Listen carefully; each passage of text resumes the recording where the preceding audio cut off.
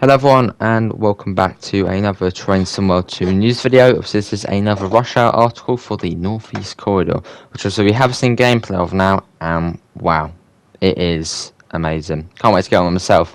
Anyway, we've got the Boston Sprinter, climb aboard on the corridor. So, arriving 19th of August, Boston Sprinter will put you in control at the throttle of electric, diesel and cab car equipment.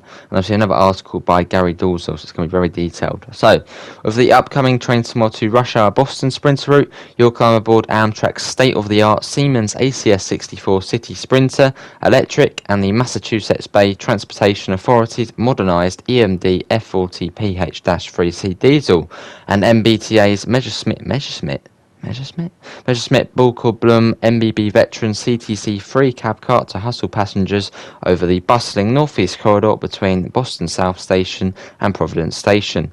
Let's take a closer look at each of three types of the distinctive equipment, which range from ultra-modern to vintage. So this is the ACS 64 City Sprinter, which on that screenshot you can see on the left at the moment.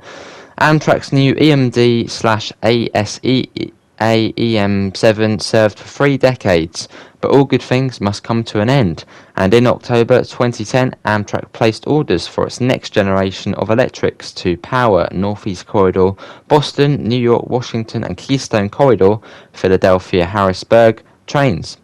The locomotive chosen would come from Siemens Mobility, a subsidiary of the Siemens AG of Germany, and was designed based on the successful Euro Sprinter. Amtrak's new electrics were given the designation ACS64 and the name City Sprinter.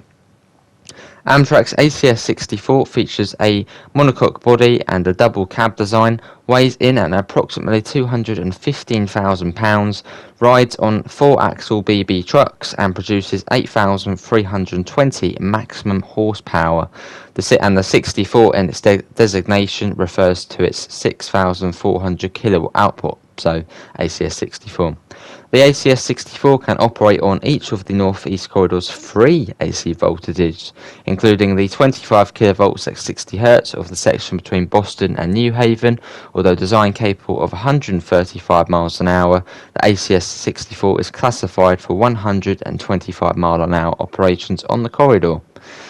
Amtrak's first ACS64, number 600, formally entered service at Boston on February the 4th, 2014, and by August 2016 Amtrak placed 70 of the potent and stylish electrics in service.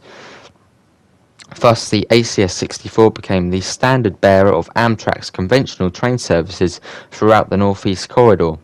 Joining the ACS64 for Amtrak's intercity passenger duty on the upcoming Boston Sprinter route will be the Amtrak Amfleet coach and cafe car. To American Railroad enthusiasts, the long-lived and successful electric Moto F40PH family needs little introduction. In May 1975, Amtrak ordered 30 EMD 3,000 horsepower F40PH diesels, originally intended for use on the carrier's short-haul routes. The problems and subsequent early retirement of Amtrak's ill-fated Burley EMD SDP-40F diesels changed all that, and the F40PH instead became the versatile national workhorse of Amtrak's diesel fleet, with the passenger railroad acquiring 210 F40PHs from EMD. The F40PH also quickly proved itself an excellent commuter locomotive. Chicago's Metro was the first buyer of the F40PH for commuter duties, and other roads followed, including the MBTA, which acquired 18 units in 1978 through to 1980. EMD's F40PH, while destined to achieve the landmark locomotive status, did have one liability. Its HEP generator was geared directly to the locomotive's 645 series prime mover, and to provide heat and lighting to its train, the engine had to operate at near full throttle. As a result, fuel consumption, engine wear and noise were excessive. The solution, first introduced at the instigation of MBTA, was to add a separate small diesel power plant to the locomotive to handle HEP requirements, thus allowing the main power plant to throttle down whenever feasible. Enter the F40PH2C, extended 8 feet in length compared to the standard F40 to accommodate a Cummins auxiliary diesel.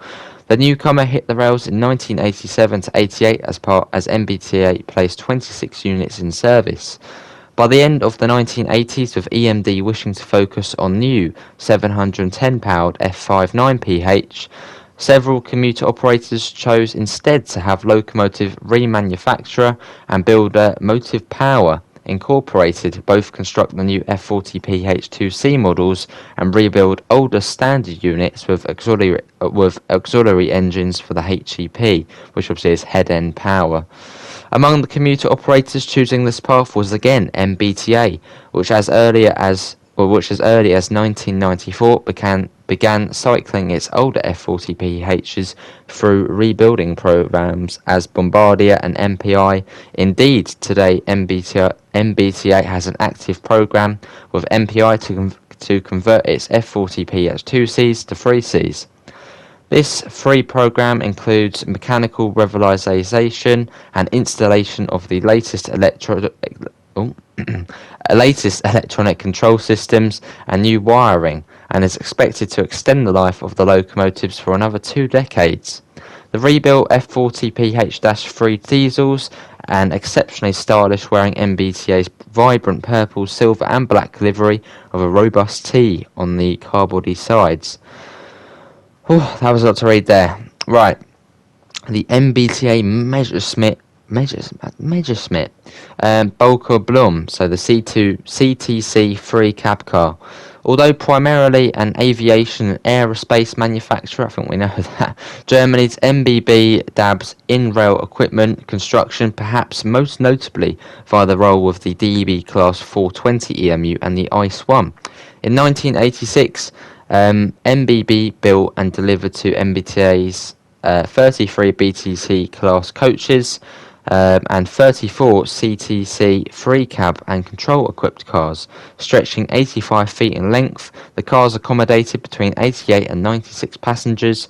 10 of the CTC-3 cars were subsequently converted to BTC-3 coaches, and over the years the MBB cars could be found covering both north side duties out of Boston North Station and south side schedules, services from Boston South Station. Joining the cab equipped CTC-3 on the Boston Providence route will be the standard BTC-3 car. And there we go. No, the Train 212 Rush Hour edition of Boston to Providence will soon bring the vitality of this extraordinary rail line to life, entertaining and challenging life. All the ground locations of the route: Boston South, Back Bay stations, Cove Interlock. There we go. So that was another very detailed article by Gary there. But yeah, that is the Northeast Corridor, and obviously all of the trains we're going to be getting on it. So the cab car, the F40 and the ACS 64. But that is going to be it from me. Thanks for coming in. Obviously, we'll find a link in the description to the Discord server, to the PayPal, and to the merch store if you do want to help support the channel. But yeah, thanks for coming in, and I hopefully will see you in the next one. See you all. Take care. Bye, guys.